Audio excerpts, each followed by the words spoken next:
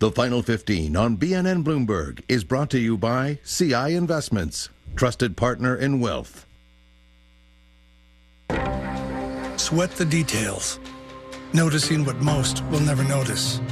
It's what you do when the thing you're making isn't a thing, it's your reputation. The all-new Ram 1500. Comfortably, the most luxurious truck in its class. Lease an all-new 2019 Ram 1500 Bighorn for $99 per week at 2.99% for 24 months.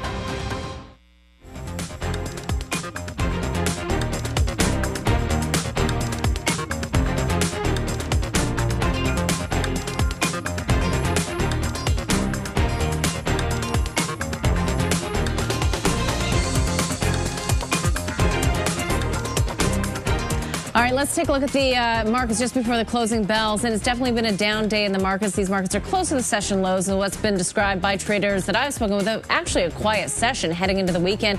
But the big news today in terms of the driver to the downside, global growth concerns, downbeat data in pretty much every geography, China, Europe, as well as a little bit in the United States as well. That's putting pressure and fanning further recession slowdown fears that have been intensifying over the past several weeks. With that, the Dow down over 513 points. The TSX, let's take you to the closing bells there, down by about 151 right now. We're also seeing some broad-based weakness in tech stocks as we take you to the Nasdaq.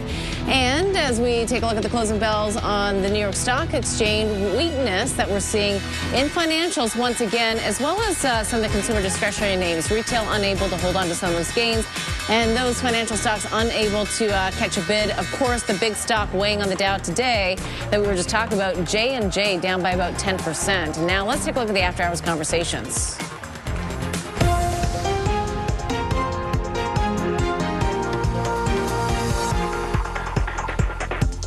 One of our top stories today, Canadians appear to be getting the debt message as we slow our borrowing. However, higher interest rates are now eating up more of our income. Greg Bonnell's running us with these details. Greg. Yeah, such an interesting confluence of events now as things start to change in our economy after 10 years of cheap money and being warned for a large part of that we shouldn't be levering up to the extent that we have been. We're actually getting quite under control when it comes to the pace of borrowing. But the thing, as Catherine said now, is with rising interest rates, we've seen several moves from the Bank of Canada. We've seen Bay Street move along with their prime rate.